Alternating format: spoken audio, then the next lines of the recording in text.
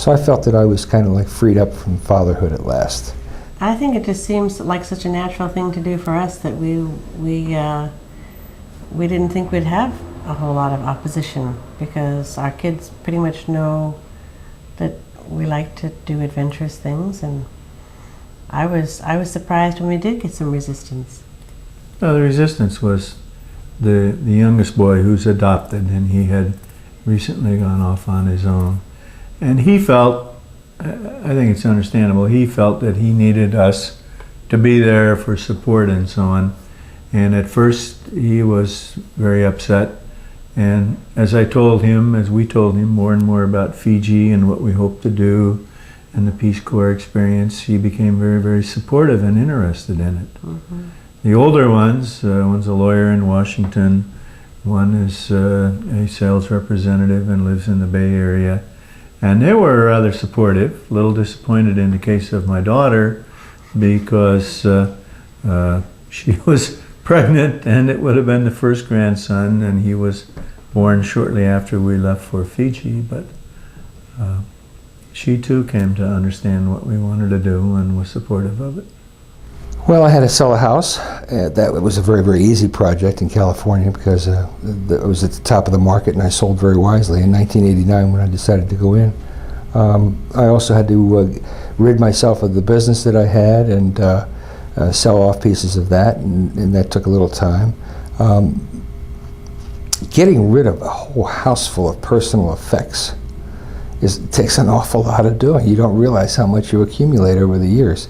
And I'd only been in this house for 5 years, but still it was very, very full. Probably took 6 or 7 months just to get rid of all the wonderful furniture that I had.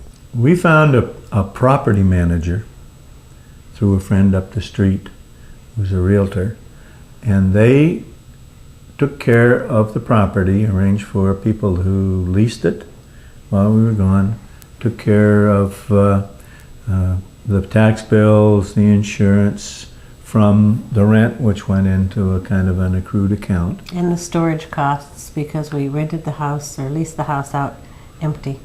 So we had to store everything. Mm-hmm. So that covered the storage cost as well, and they took care of that. I gave my notice. That was the first thing I did. The next day I went to work and gave my notice. I resigned from my job, and I put down the reason: going into the Peace Corps, going to be a Peace Corps volunteer in the country of Ukraine.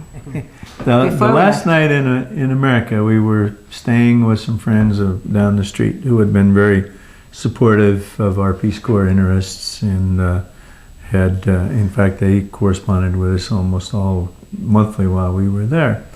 And we stayed with them, and we went to an Italian restaurant for dinner, and we stood treat. And then the next morning, we had a few last-minute errands, and our immediate neighbors across the street drove us over to San Francisco to the staging. And it was the cheapest staging trip that the Peace Corps has ever had, because it cost the Peace Corps zip. We didn't put in for reimbursement for travel expenses to go across the San Francisco Bay Bridge to get to our staging in San Francisco. That was not that special. We were down in Atlanta, and that was the pre-staging area. They had 2 days of pre-stage, where you got to meet some of the instructors you'd be dealing with over in Morocco, and you got to meet all your fellow volunteers that were going over in that group. I think there were about 60 of us, if I can recall, 50 to 60. And basically it was just getting to meet everybody else that you were going to go over there with. There was really nothing special. It was the 4th of July. Matter of fact, it was the 4th of July in 1990. How do you pack for cold country? And that's what it was, right? You get a little bit more allowance in a way of baggage, but I had stuff all over the living room. I had boxes of things, and I thought, oh my goodness, I can't get hair color there. Oh my goodness, I can't get this there. I can't get that. I spent oodles of money before I left, stocking up on cosmetics, on clothing, on office materials. And I set up priority boxes. In priority box 1, these are all the important things. I inventoried everything. so that if I ever faxed home or whatever, Ken would know exactly to which box he should go. But as it turned out, I really didn't need anything at all. So I came back with more supplies. But I don't remember what I actually did or how I felt. I must have been really probably in terror. I was probably terrorized.